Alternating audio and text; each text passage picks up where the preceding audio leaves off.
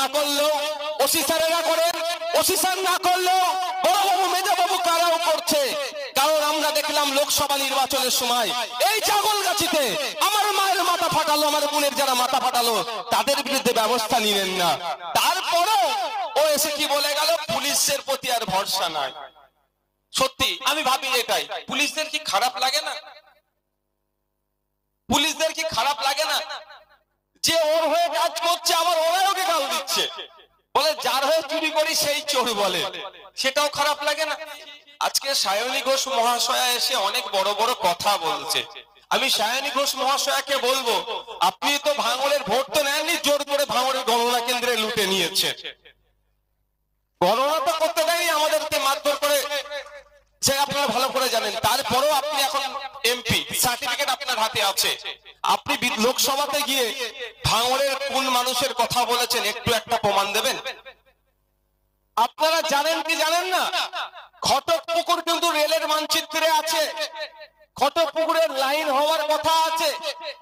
সায়নী ঘোষের মনে এটা জানা নাই, তাই আজকে সায়নী ঘোষকে আমি এখান থেকে বলতে চাই, আপনি এরপরে পার্লামেন্টে গিয়ে যে স্পিচ দেবেন, স্পিকার স্যারকে স্পিকার স্যারের মাধ্যমে দেশের রেলমন্ত্রীকে বলবেন, ঘটকপুকুরের উপর দিয়ে যে রেল লাইন হওয়ার কথা ছিল যত দ্রুত সম্ভব ওই রেল লাইনটা করতে হবে, তাহলে জানবো আপনি ভাঙড়ের মানুষের কথা ভাবে।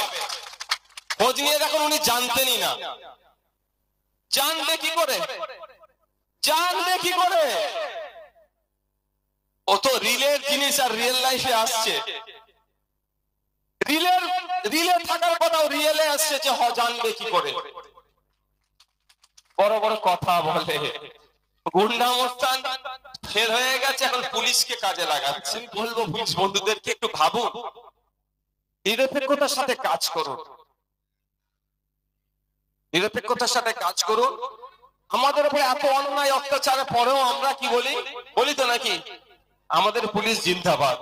আমরা সমগ্র পুলিশকে কোনোদিন মুর্দাবাদ বলিনি, বরঞ্চ যারা পুলিশের সেজে অন্যায় করছে তাদেরকে আমরা ঘৃণা করি, তাদের বিরুদ্ধে আইনত ব্যবস্থা নিই। কিন্তু পুলিশকে আমরা জিন্দাবাদ বললি, আগামী দিনই বলবো, কারণ ওরা আমাদের বাইরে নয়, আমাদের পরিবারের তারা একজন গুরুত্বপূর্ণ সদস্য। বন্ধুগণ, আজকের এই মহান দিনে আর এক মহান ব্যক্তির জন্ম হয়েছিল। আমরা জয় জওয়ান জয় কিষানের স্লোগান শুনেছিলাম না? 1965 সালে এই স্লোগান ব্যাপকভাবে প্রচারিত হয়েছিল সেই সময়, যুদ্ধের সময়।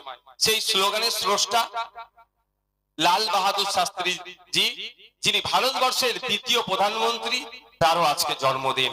আমরা এই মঞ্চ থেকে তাকে স্মরণ করি, আর আপনার অহিংসার প্রতীক স্বাধীনতা সংগ্রামী গান্ধীজিকেও আমরা এখান থেকে স্মরণ করছি। মহাত্মা গান্ধী নামে আমরা জানি, এই মহাত্মা শব্দটি সংস্কৃত শব্দ, এর যে বিশ্লেষণ করলে অনেকটা যাবে। 1914 সালে দক্ষিণ আফ্রিকাতে এই মহাত্মার বেশি গুণগান হয়েছিল, পরবর্তীতে সারা পৃথিবীতে ছড়িয়ে পড়েছিল। তাই আমি আপনাদের বলবো, মহাত্মা গান্ধীর একটা বাণী আপনাদেরকে শোনাতে চাই। এই বাণীটা শুনলে অনেক তোলাবাজি নেতার কিন্তু গায়ে লাগতে পারে। এটা বলবো, কারা শুনতে চান হাত তুলুন তো। আমরা শুনতে চান? মহাত্মা গান্ধীর একটা বাণী আছে। মহাত্মা গান্ধী বলছেন, বল প্রয়োগ করে বা ভয় দেখিয়ে নেতা হওয়া যায় না। বুঝতে পারছেন?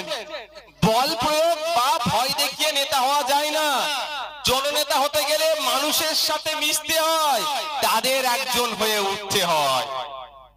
অনেকে ভাবতে পারে তো বাণীটা শুনে ভয় দেখাচ্ছিল তো কি করছে, ডেকে ডেকে বলছে আইএসএফ থেকে ছেড়ে দে, তৃণমূলে চলে আয়, নালে মিথ্যা মামলা দেব।